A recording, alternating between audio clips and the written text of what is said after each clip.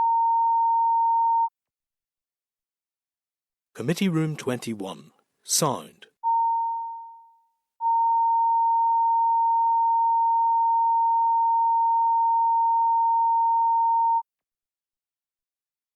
Committee Room 21. Sound.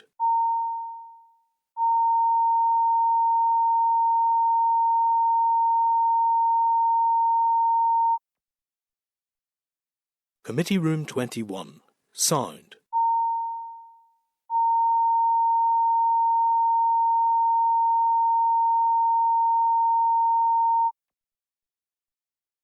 Committee Room 21. Sound.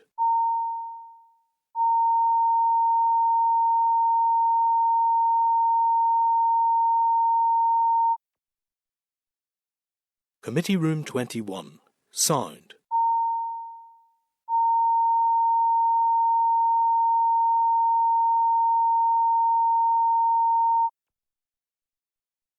Committee Room 21. Sound.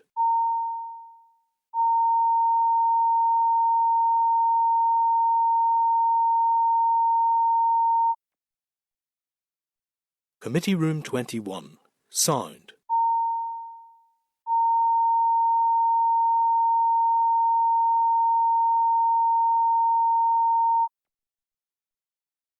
Committee Room 21. Sound.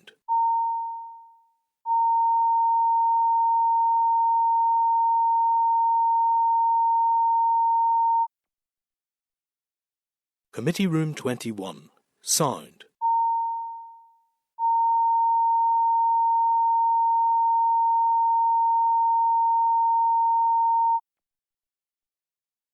Committee Room 21.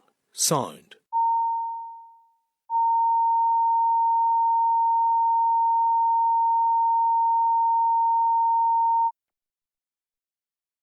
Committee Room 21. Sound.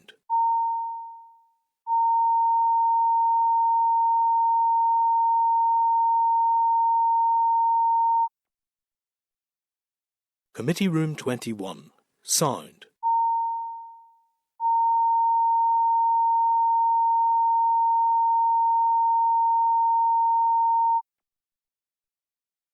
Committee Room 21. Sound.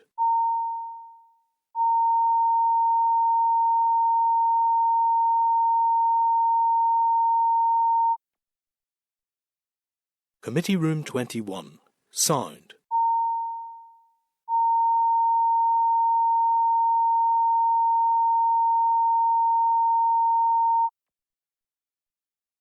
Committee Room 21. Sound.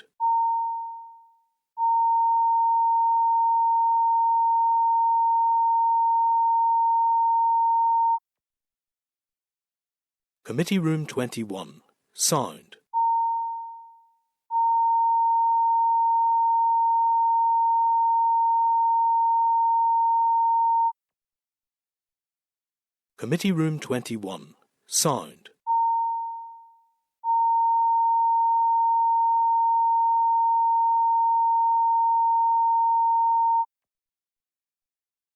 Committee Room 21. Sound.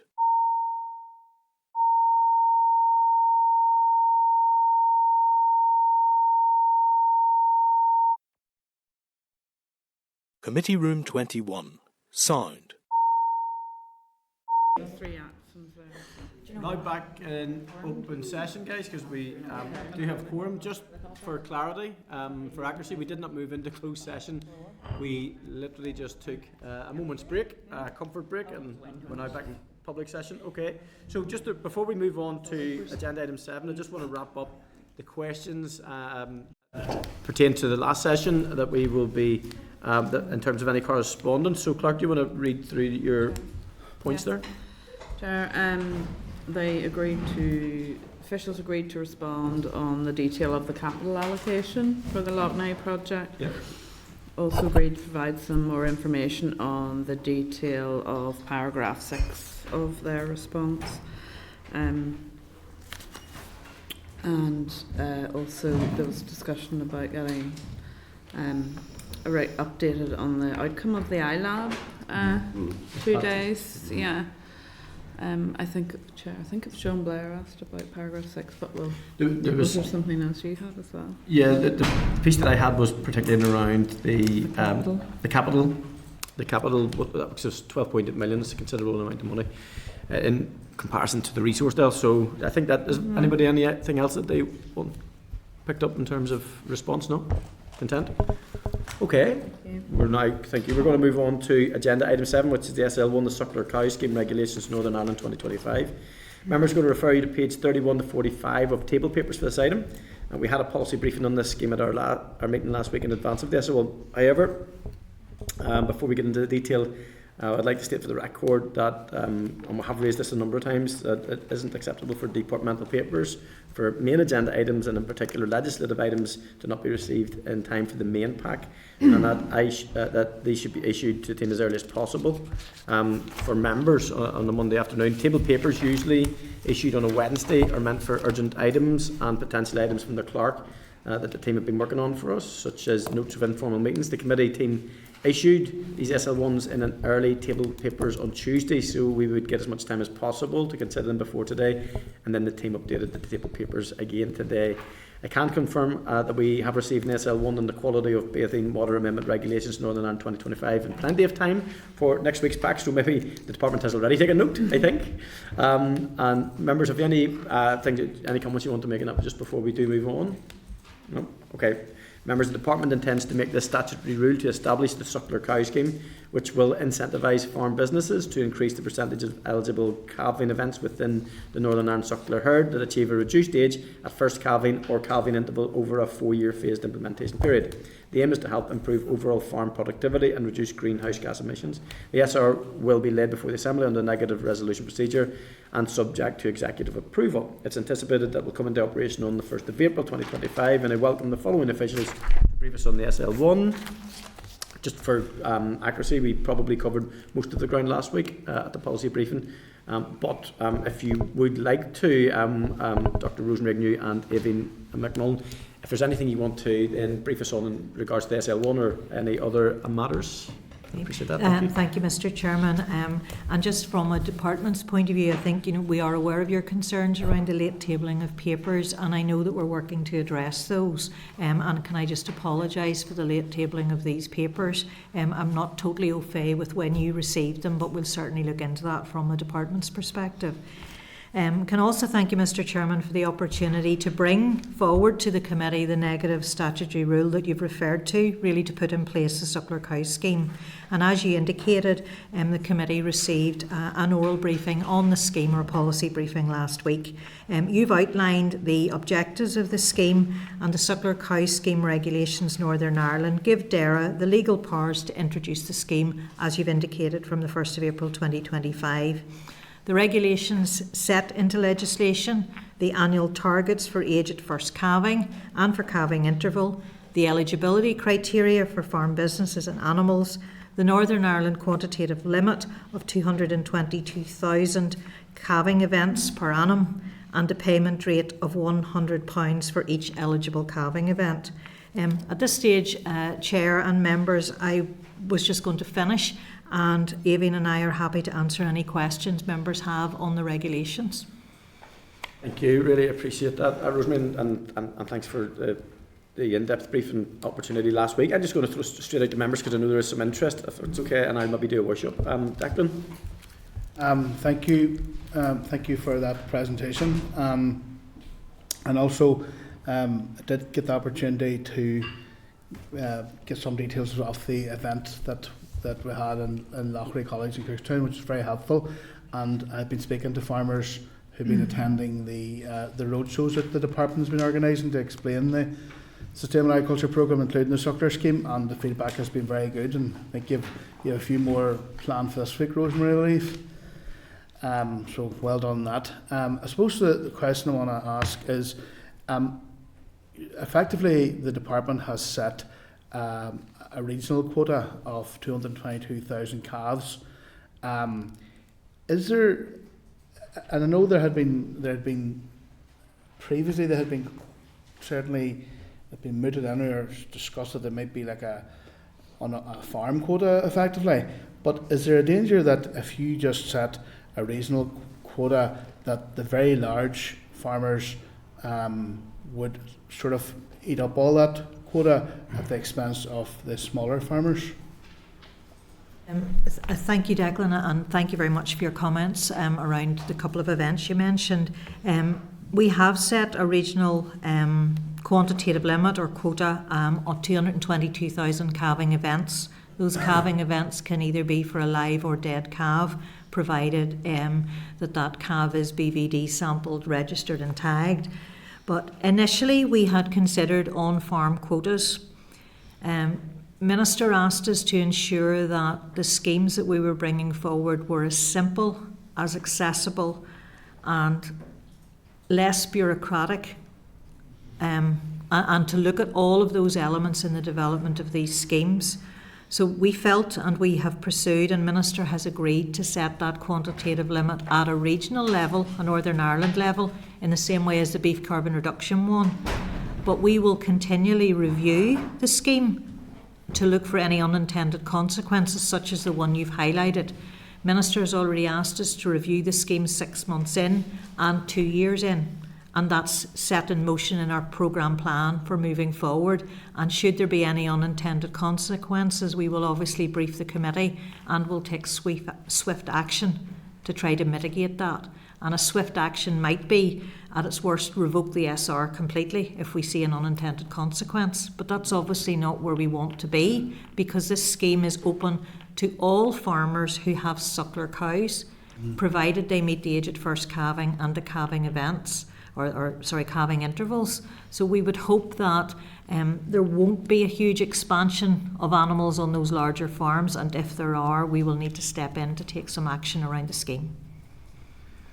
Thank you. And Rosemary, do you see then on the briefing note that if the quota is exceeded, there'll be like a linear reduction? Could you explain how do you do that? How do you do that? What will that mean? How will that be implemented? Maybe ask Davine if she will take that one. Yes, thanks, Declan. If in a case where the Northern Ireland quantitative limit of 222,000 calving events per year is exceeded, linear reduction will be applied at farm level. So if the quantitative limit is exceeded, say by 10%, there'll be a similar percentage reduction on each farm business, then on the number of calving events that will receive payment. So that's basically how it will work. Thanks, Evan. So then just to draw back in, so there'll be a 6-month review, and if you discover, for example, that there's a particular sector of farming that are being disadvantaged or disproportionately impacted, that will be looked at by the department. Yes. Yeah. There's a 6-month review and a review after 2 years. And if we discover an unintended consequence of the scheme in those reviews, we will look at what we can do to mitigate those unintended consequences. And as I said to you, the most draconian of those measures would be to come to the committee to revoke the SR, because there's an unintended consequence. But we would hope we don't go there. Yeah. That's great. And I think I know that the roadshow's coming until the West Room constituency on next Thursday. Have you got the dates of the other ones that are left, Rosemary, by any chance? Maybe if I could ask you to keep that one until Albert joins me in the front for the next item, because Albert's really leading those events from a CAFRE point of view. So if I could ask you just to hold those questions for Albert. Getting ahead of myself here. Thank you, Chair. Thank you, Declan. Michelle? Thank you, Chair, and again, thank you, Rosemary Evan. You've mentioned that there's a linear reduction if there is the calving events exceed 222,000. What happens if the calving events don't exceed 222,000? Is there a linear enhancement? Not at this point is there a linear enhancement, and I think that's where we're keen to look at the 6-month review and the 2-year review to look at what we do with that quantitative limit. As we explained the last week, the quantitative limit is the average over a 3-year period of the calving events that happen on farms. So hopefully, there's a good opportunity there for farmers to increase their number of eligible calving events in order to receive a payment. But you're really asking if there's headroom, what happens At this stage, we have no plans to change that quantitative limit, and that would fit into the review that we're going to undertake. And I think, to be realistic, it's unlikely we would change it after 6 months. But after 2 years, I think there's probably more of an opportunity to have a proper look at it and a more detailed look at it. And if it was, let's say, the right thing to do, and it was based on evidence, we would look at that and obviously come forward with proposals for change. I suppose an additional concern would be that if that limit isn't met and there is additional monies left over within the scheme, that money is retained within the scheme as opposed to going back into the department to be used elsewhere. Well, as you know, the executive has in its consultation indicated that this budget is earmarked for agriculture, agri-environment and rural development, and it's been specific around those particular 3 issues. So the budget would have to remain within activities associated with that. You know, I can't say to you what will happen as we move forward, but certainly the plans are that the funding would be maintained within the SAP programme, for example. Okay. And I know we've had a discussion before in relation to the opening of the scheme and how it's now April to the end of March. I've had a little bit of feedback where farmers perhaps feel that the dates maybe aren't with what they're used to, and it might take some time to get used to that and managing those sort of different. There's a number of different deadlines now within the farming calendar which they're going to have to get their heads around. You know, was there any thought about maybe, regardless of the issues I know around budget, but looking at it as a calendar year? We did look at it as a calendar year, but as we explained last week, to delay it to 2026 would have quite a significant impact on our greenhouse gas emissions that we've modelled as part of our climate action plan. There was also great interest in getting the scheme out there from a number of farm businesses and organisations, so it was trying to find a balance that would work. We recognise that given the spread and calving events cover the months of January through to December, and I think we may have provided to the committee, and if we haven't, we can do. You know, I'm looking at them here. They range from 4% of calving events in January through to 19% in April, and then back to 4% in November. So there's quite a range of calving events that are registered in NIFAS, and I think irrespective of where you started the year, there was always going to be an issue. Now, to try to help farmers, and we can speak a little bit more about that when we come on to knowledge, you know, one of the areas very specific to the suckler cow scheme is there will be a full suite of knowledge packages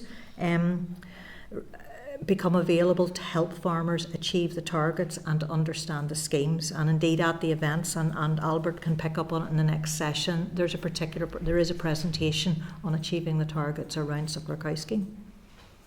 So we're trying to help, and we're trying to provide the knowledge and the information as far as is possible. Okay, and I've also had a little bit of feedback from those who aren't in the beef sector at all, and the fact that they perhaps feel a little disadvantaged with this scheme, obviously, because they don't have cattle. There are cattle on a significant number, beef cattle on a significant number of our farms. I think it's somewhere around, and I'm going to say this off the top of my head because I'm looking at Avon here, beef cattle I think on around 17,000 farms, unless Avon gives me a different number, of the 24,000. So there are a small number of farms who potentially will be disadvantaged. But those farms will have the opportunity for other schemes, such as the Farm Sustainability Transition Payment, or the Farm Sustainability Payment, and the Farming with Nature package, which will be rolled out later in the year. And, you know, I recognise, we respond to many queries around disadvantages from various sectors. But the Beef Carbon Reduction Scheme and the Suckler Cow Scheme have been in development since 2022. We are resource constrained, and we will gradually get to all of the other sectors. Thank you very much. Thank you. Thank you, Chair, and thank you, Aveen and Rosemary, for coming in. Rosemary, given the fact that many farmers, well, all farmers who calve pre-April 1st won't be eligible, a lot of them no doubt will be facing some cash flow issues. Are there any measures in place for those farmers who may be affected?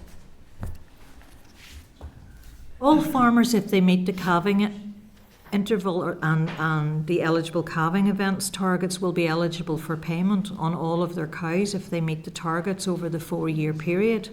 And the 4-year period runs from April to March each year. I probably would push back a little bit at you and say I don't think just because they calve in January, February and March they are disadvantaged, because in fact on the data that we hold, only 4% of suckler herds have calving events solely between January and March. Just go over that stat again, Rosemary. Only 4% of suckler herds, around 500, only have calving events between January and March. So we have looked at this and we've examined it, and Aoibhinn showed me a stat there a few minutes ago. I think that there are 13,000 suckler herds. And in terms of that percentage broken down to a specific number, would you have data on that in terms of the amount of farmers? No, it's 4%, but how many would that? It's around 500. It's around 500 farms. And Rosemary, just another one for myself. In terms of the equality impact assessment and the rural needs assessment, I know they're mentioned in the table papers here, but could we, and maybe they're included somewhere in the pack, I just haven't seen them, could we as a committee get both of those assessments as carried out by the department? Absolutely. They will be published on the department website as part of our normal practice anyway, but I don't believe they've been forwarded to the committee in this instance, but they can certainly be shared with the committee because they are completed. Thank you. Thank you, Rosemary. Thank you, Chair. William. Thank you. Again, thank Rosemary and the team. The briefing we got in Kirkstown a few weeks ago was very useful. I think we all would accept that. In relation to sucklers eligible, only farms that currently keep suckler cows are going to be eligible. Is that the case? No room for new farmers into the scheme, is there? I would have said that any farm that holds suckler cows, provided they come in, if someone starts up as a suckler herd in year 2 of the scheme, they would need to meet the targets in year 2 of the scheme. Yeah, but they can't come in at year 1. But it's not only eligible to farms that currently have suckler cows. So it does allow new entrants to come in, but they have to meet the targets in the year in which they join the scheme and they first enter or apply into the scheme or opt into the scheme. Each farm business can opt into the scheme once at the beginning of the 4-year period, or separately if they come in year 2 or year 3, they can opt in year 2 or year 3, and that opts them in for the remainder of the scheme. That's good. That's okay. Thank you. Any other members? I've got a very technical question just in here. Is anybody any other questions for Rosemary? No. I just want to be very careful how I suggest this, or get some detail around it, because I'm certainly not asking for an addition to the SR at this stage. So in Table 3, it sets out some of the conditions which would exclude a payment based on NIFAS. One of them is calves with BVDU, so bovine viral diarrhea unknown. First of all, what does unknown signify in regard to BVDU? And is that reasonable? Is that just a carry across from previous schemes? and notice, and it's not that I wanted added in there, but what's the difference in the bovine diarrhea being a precursor and TB not being mentioned in that table? Aoibhinn, do you want to answer the BVDU one, please? Yeah. BVD unknown means that there's been no confirmative test result to show that the animal either has a positive or a negative test. And normally once that test result comes through on the NIFAS system, that code changes from BVDU to the appropriate status. So it should only apply for a short time in the animal's life. So it should. This is an unfair question. How close are we to addressing bovine viral diarrhea then? I think that's a question for our animal health colleagues in Veterinary Service Animal Health Group, and I know they will be coming forward to brief you on that. I think in relation to your question around TB, we have discussed at some length with our NIFAS colleagues and also our veterinary colleagues which of these, and I'll call them the NIFAS acronyms, if I can call them that, we should put into this scheme at its beginning, and those are the ones that we feel are appropriate at this time. But we do recognise that TB is sort of the elephant in the room. But at this point, I suppose a herd that has TB provided it's following all its biosecurity, its testing arrangements. Why should that farm be disadvantaged if there's a calving event on that farm? And that's maybe the way I would pose that. We don't feel at this point that we would want to disadvantage that farm. Good answer. That's a good answer. I like that, Rosemary. Thank you very much. Okay, members? Content with that one? Okay. Members, are you agreed that the department proceeds to make the SR and we will then consider it and the ESR report in due course? Members content? Thank you. Yes, we're content. Thank you. Now, agenda item 8 is the SL1, the Farming for Sustainability Knowledge Transfer Payment Regulations, Northern Ireland 2025. I refer you members to pages 47 to 53 of the table papers.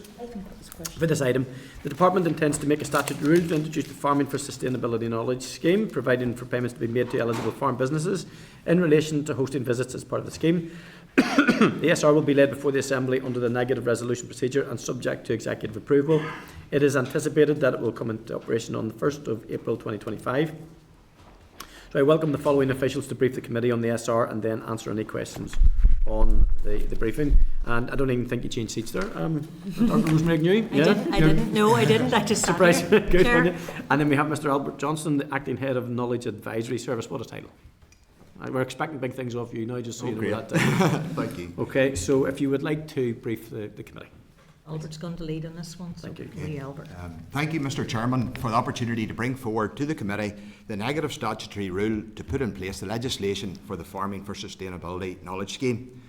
The committee previously received a briefing on the knowledge schemes at the meeting on the 12th or the 2nd of July 2024. The Farming for Sustainability Knowledge Schemes, part of the Sustainable Agriculture Programme, seeks to widen DAERA's knowledge transfer provision by providing a suite of flexible and accessible interventions to meet the range of knowledge needs of people working in farm businesses. These interventions will include information, training and peer learning groups. In developing the scheme, consultations have been held with the Agricultural Policy Stakeholder Group as part of the ongoing engagement regarding the Sustainable Agriculture Programme. The Farming for Sustainability Knowledge Transfer Payments Regulations Northern Ireland 2025 gives DAERA the legal powers to make payments of £786 to eligible farm businesses in relation to hosting visits as part of the scheme. Also included is a specific payment of £445 to eligible farm businesses within business sustainability groups to support learning both individually and as a group. The rule will be laid before the Assembly under the negative resolution procedure, and it is anticipated that it will come into operation on the 1st of April 2025. Mr. Chairman, Rosemary and I are happy to answer any questions members may have on these regulations. Excellent. Thank you so much. Just got the bill open here. I want to just, it's another, looks like on the face of it, a very good scheme. In terms of the facilitation of an on-site visit, and obviously there's a number of things that need to be put in place to ensure the biosecurity and all of those type of things. So it doesn't come without some work for those that will enter the scheme. This is a very functional question. In terms of the time of the day that it would suit to facilitate something, is this something that is expected to be delivered in a 9 to 5 space, or is it flexible to working around the times of the business to minimise the disruption to any farm business? So, Mr. Chairman, we recognise that there's a wide spread within our agricultural industry. Some farmers are full-time, some farmers are part-time, and in our previous business development groups and knowledge transfer schemes, we have delivered a range of our knowledge transfer programmes both during the day and in the evenings. And again, that is our intention going forward, that the timing of the events will be scheduled to suit the availability of those working within the industry and the needs of our agricultural farm businesses. So we are flexible and we will address specific needs. And again, the timing of these events will be there to suit farmers. Okay. I noticed another wee piece in there in the papers. I think it's £3.1 million over 5 years, the cost of running the scheme. What's the anticipated or the ambition for the uptake on an annual basis? Yeah. Within year one of the scheme, it is planned and subject to ministerial approval that we will recruit up to 1,300 participants into business sustainability groups and 1,300 farm businesses into themed groups. This will increase over a 5-year period to 1,800 farm businesses in each of the types of groups. And again, there's also funding available for the other knowledge levels of information and training, and that makes up the full component of that average payment per year. And my final one for me, is there an anticipated demographic of farmer, or is this going to mesh with the Farming for Generations, for instance? Is this anticipated any overlaps with any other schemes that are part of the SAP? These programmes are open to all farm businesses, so we encourage representation and applications from all businesses across all sectors, age and gender to the programmes, and we're very open, and through our recruitment and promotion of the programmes we will seek to give wide promotion so that we can get as many people involved in all levels of our knowledge transfer programmes as possible. I appreciate it. Thank you very much. Declan? Chair, and thank you for the information. And I certainly can see the logic of hosting events on farms to share knowledge and information. Actually, I know farmers and local business development groups who do avail of that, but this is probably something that's addressed anyway. I just looking through the regulations here, obviously it makes reference to the importance of biosecurity and health and safety. What way does the indemnity work if you're hosting an event on your farm? For each farm business that hosts a visit, we would ask that business to have their own public liability insurance, and that is reflected in I suppose one of the elements linked back to the provision of the payment for that. But businesses largely do have that as part of their core farm business insurance, and again we would check that's in place prior to the event taking place on farm. So the onus would be on the hosting farm. The hosting farmer would have ensure that. They have public liability insurance. Public liability. Would that be a deterrent? So would every farm have public liability insurance? Generally, in the previous programme, we haven't found that as an issue, and for some particular farm businesses that maybe don't have it in place as a standard, some of the insurance companies are willing to put cover in place for the event to take place on their farm. Thank you, Chair. Thank you, Albert. Thank you very much. Thank you, Patsy. Thanks very much. Thank you for your presentation. 445 quid, what's that for, please? Yeah, I suppose from our evaluation of our previous programmes, we found that really to add value in terms of that peer-to-peer learning, it's the importance of farmers sharing information, or not only that they have access to it to help inform their own decisions on their farm, but they can share it with others as part of that group. So the £445 is there to support that farmer in the collection, analysis and presentation of that data, and also for attending the meetings to share that.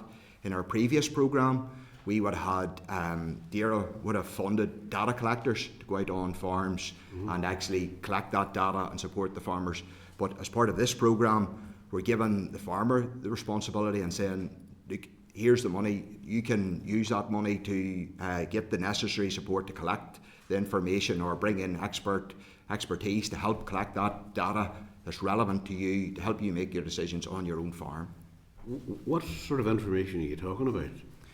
It can be a wide range. In our previous programmes, it mainly focused on financial details, financial benchmarking of gross margin and net profit, but we recognise in the move to businesses are moving more focused on sustainability. That will look at a range of things from financial, grass growth, herd performance data like calving interval or age at first calving, and a wide range of sustainability measures within that as well. And that payment is there to help and support the farm business owner to, again, either collect the data themselves and analyse the data themselves, or bring in the necessary expertise to support them in collecting that.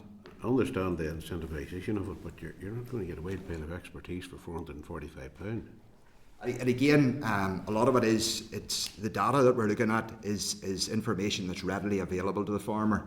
And again, a lot of it, the information they're collecting as part of VAT records or milk records or beef sales. So a lot of it is readily, it's actually that bit of a resource just to actually collate it and pull it into a format that is presented in front of the farmer to help them make the necessary decisions, but also to share with others in the group and saying, look, this is how I have addressed a specific problem, and this is the information that I used to address that particular problem.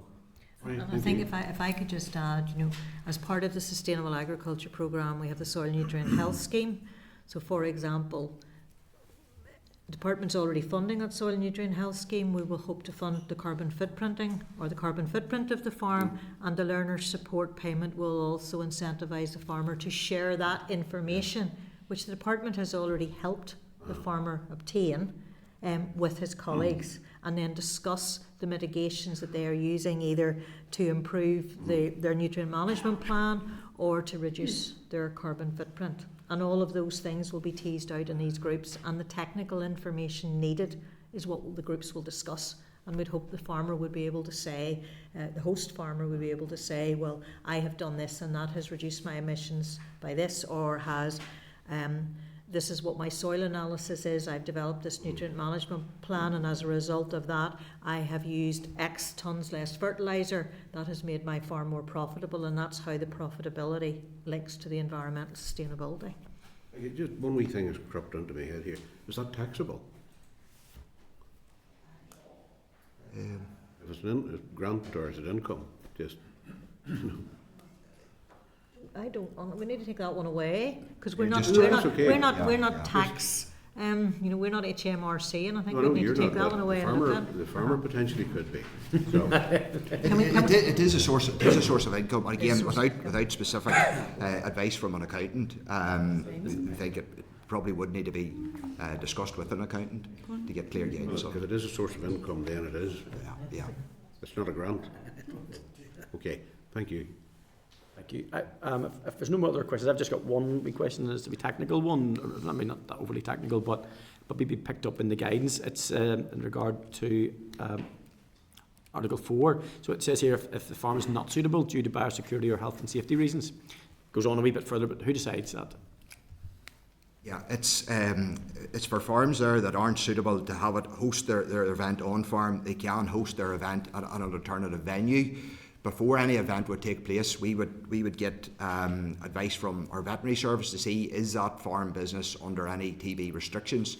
If there is a TB restriction on the farm due to biosecurity, we wouldn't host a visit on that farm, but it doesn't exclude that farm business from availing of this, and you can have the meeting at an alternative venue. The farmer comes along with their information, explains how they are managing that particular element of their business to their peers. There'd be a list of biosecurity issues, so it'd be avian flu, Yes. TB, whatever, and similarly the health and safety reasons.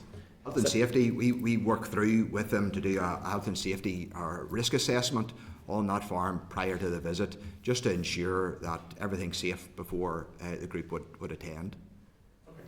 Members content? Okay.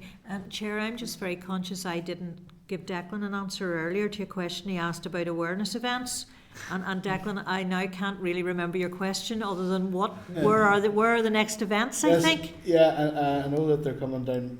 I know they're in my part of the world, in Westerholm, next Thursday, but I suppose just an opportunity just to remind people of what the public information events that are lined out for this week and next week, Albert. Yeah, so far we've had 4 events which have been well attended, and again there's an event today in Coleraine in the Bushtown Hotel with information events throughout the day and again at 7:30 this evening, and we have 2 events scheduled for next week, one in Strabane on Monday, and then the second one and the final of the series of 7 is in Ballynahinch next Wednesday. And again, we are trying to encourage all farmers and farm businesses to attend those, to hear the full details of the Sustainable Agriculture Programme, but also the opportunity to discuss with CAFRE advisors and CAFRE staff the details of each of the schemes and how the schemes can benefit their own farm businesses. Albert, am I right in saying that the event lasts an entire day? Isn't there presentations like 11, 2:30 and then the evening time, and farmers can have one-to-ones in between those times, is that right? Yeah, as you said, Desmond, the presentations are at 11, 2 o'clock and 7:30. So after the presentations, there's an opportunity, the attendees can go and speak, and they're free to stay there as long and ensure, and we do encourage everybody that attends to not to leave that event with any questions or issues. And again, if we are unable to answer a particular question at the event, we are taking the details and returning the information back to those folks to provide them with the necessary information.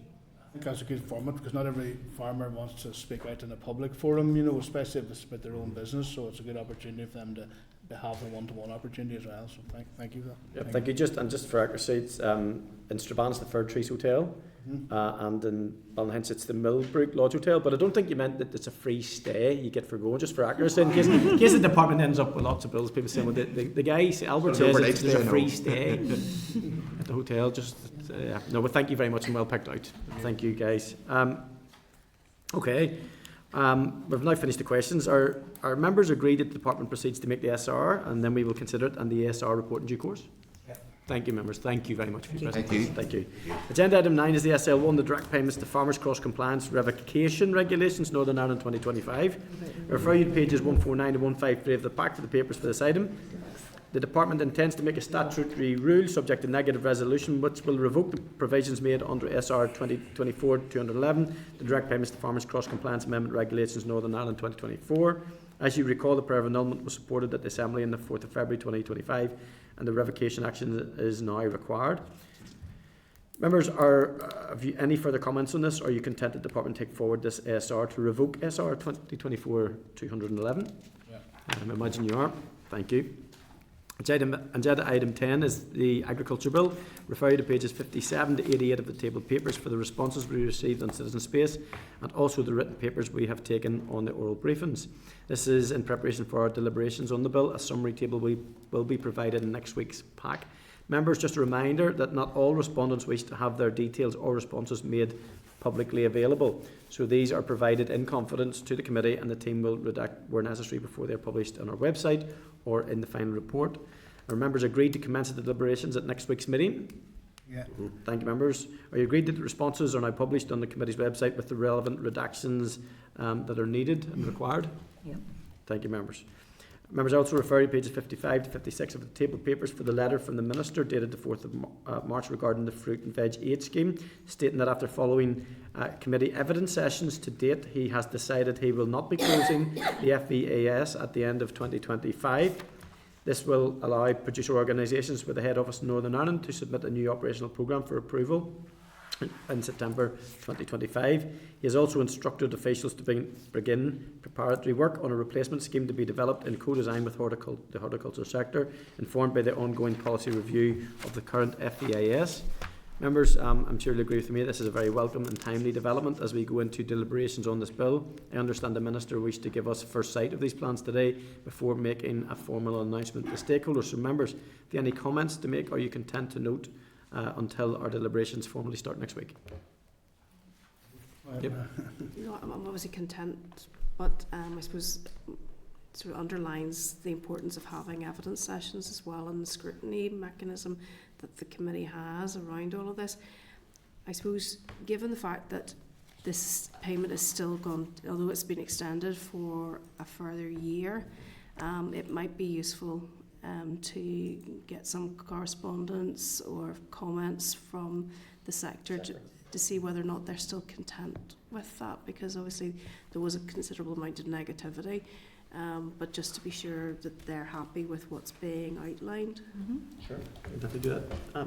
No problem. Thank you, Michelle. Declan? I was actually going to propose the same, and also just welcome it, and sort of cite as a good example of the Minister and the Department, listen to deliberations and the sector, and taking on board and making these changes, and that's a good thing. But it would be definitely useful to go back to the sector just to get their steer on it.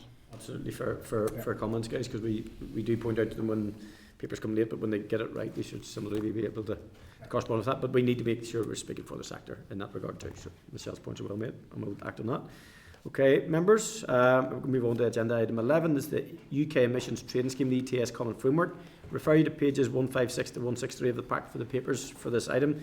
The departmental briefing on the provisions of the UK ETS Common Framework dated the 2nd of December and follow-up correspondence to the briefing we had on the 5th of December from the department dated 27th of February regarding the UK ETS Common Framework. For background, at our meeting on 26th of September, we received a paper from DAERA on the status of the 15 common frameworks for which DAERA is the NICS lead. The previous ERA committee scrutinised 9 of these, and we agreed to arrange a briefing from DAERA officials on the remaining common frameworks. That process started for this committee at the meeting on the 5th of December when we had an oral briefing on the UK ETS Common Framework. The ETS Common Framework sets out the governance structures and decision-making processes in relation to the implementation and ongoing development of the UK ETS by the UK ETS Authority. Members be heard that the UK ETS Common Framework is already operating on a provisional basis pending completion of scrutiny and finalisation, and the structures and arrangements are set out in the document from the basis of the ongoing operation of the UK ETS. Also, the letter from DAERA dated the 27th of February reminds us that the obligation remains for Northern Ireland under the terms of the Windsor Framework to continue to implement the EU emissions trading system in respect of electricity generation. The Department has stated in this letter that it does not have any concerns to date with respect to the operation of the UK ETS. Members, we have had considerable number of briefings on the operation of the UK ETS. The Department would now be grateful if the Committee would advise if it is content to agree that it has completed scrutiny of this common framework on the basis of the briefings already provided.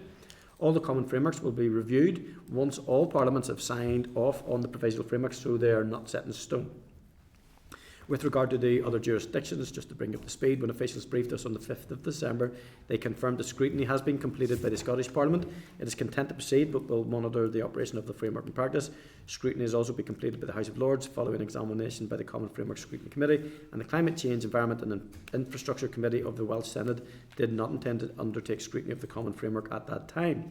Members, are you content that our scrutiny is complete, and we will keep a watching brief on the operations of the UK ETS and look forward to considering DAERA's input to the future review of the ETS Common Framework? Members content? Yep. Thank you, members. Okay, agenda item 12 is correspondence. Members are referred to correspondence dated. Sorry, Chair, can I just go back? Are you content that we write then to the department to confirm that? Well, yeah, because that's what they're, right back, respond to them, yes. Yeah. Thank you. Agenda item 12, refer to correspondence dated 25th of February at pages 165 to 176 of the pack from the Department regarding quarterly sickness absence in Northern Ireland Civil Service from October 24 to December 24. We considered a response from DAERA on this matter earlier in the meeting. Have you anything else to add, or are you content to note? Content to note, thank you. Members, I refer you to correspondence from the Department dated 27th of February at pages 177 to 178 of the pack regarding the consultation on the environmental report for the Combined Ammonia Strategy and Operational Protocol as part of the Strategic Environmental Assessment SEA process. A copy of the SEA environmental report can be found at pages 179 to 379 of your pack. Members, additional consultation on the proposed ammonia strategy is planned as part of the forthcoming consultation on the Nutrients Action Programme Review, NAP 2025. An 8-week consultation on the report for the combined proposed ammonia strategy and revised operational protocol was due to commence on the 20th of February and runs until the 25th of April. The report will be accompanied by publication of the revised operational protocol and an update on the proposed ammonia strategy. Any comments to make at this stage? Are you content to note? Okay. Members are referred to a member from the Clerk to the Public Accounts Committee dated 20th of February at page 380 of the pack, advising that at its meeting on the 27th of February the committee agreed to release the following reports. One is the Northern Ireland Non-Domestic Renewable Heat Incentive Scheme, assessing progress with the implementation of the public inquiry recommendations, and the Northern Ireland Non-Domestic Renewable Heat Incentive Scheme, assessing progress with the implementation of the public inquiry recommendations. Second report. Okay, I thought I was repeating myself, but second report. Members, have you any comments to make on that? Are you content to note? You look like you're content to note. Thank you. Agenda item 13, forward work programme. A draft forward work programme can be found in table papers at pages 90 to 92. Do you agree that the forward work plan is published? Are there any comments to make? Okay, content to publish. Thank you. Members, just to remind you that next week we'll be holding the planning session after the meeting, staying in room 21. Lunch will be provided as the planning session is likely to run from 12 until about 2 o'clock or just after. Papers will be issued next week, including the summary table updating the status of the actions we agreed after the first planning meeting, which was last April. Members, is there any other business? Michelle? Thank you. I spoke to you earlier in the week just in relation to the A5, and you'll recall that we did have a joint committee meeting with the Committee for Infrastructure, and obviously that work has now progressed in that land has now been taken, it's now being cleared, but there are still some outstanding issues with regards to the impact on farmers, compensation payments and so on, and we're still in a situation where there will be farm buildings and so on will have to be replaced, and we've still got this sort of issue around ammonia and the impact on the planning system. And I was wondering whether there would be opportunity perhaps to revisit some of that in conjunction with the Committee for Infrastructure, and perhaps maybe reach out again to the UFU too, just with regards to the impact on their members. So I think it'd be useful to get an update on that. I've had some other traffic just through councillors myself just raising concerns in that respect too, so happy to work out somehow we would advise some kind of an update. Chair, you proposing, Michelle, another concurrent meeting? Well, or? It might be useful even just for the clerks to have a conversation, perhaps the chairs at this stage in advance maybe of next week's meeting, just to scope out what the opportunities would be either for another meeting, be that formal or informal. But I know that there are issues, and obviously there's an incredible impact, and this isn't a discussion about the viability of the road. This is just about how farmers are being treated, compensated, and yeah, okay. Patsy, it's only one wee procedural thing. Some of this stuff was before the courts at the minute, and I'm not sure how much we can get involved whenever there's litigation ongoing. Yeah, and we can certainly be mindful of that in any conversations that we have. Yeah. And that might be something that we need to be aware of. So, in terms of a committee to protect ourselves, so I think that it's fine getting a brief and an update on that would be useful. And I suppose it doesn't take away from the fact that the land is now being taken and is being cleared. Okay. Chair, notwithstanding the issue raised by Patsy in terms of any legal implications that might be here, can I also make a request that if any considerations are being done, that the people be asked for some written submissions of information? I found it quite difficult. At the last meeting there was no written information whatsoever, no reports, no facts, no tables, no stats. And I think it's not unreasonable to ask representative bodies to provide such information when they're coming to committee, so we have the facts and figures in front of us. In that case, okay, we will give you some kind of an update on that next week then, just where we've got to with the Clerk for Infrastructure. Okay. Any other items? Okay. Thank you. The meeting is now adjourned. Committee Room 21. Sound.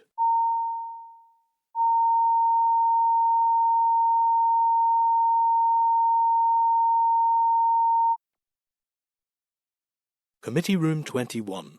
Sound.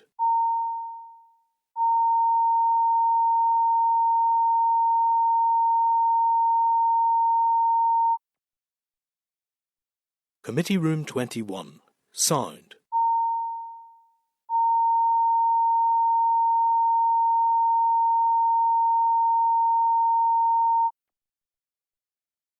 Committee Room 21. Sound.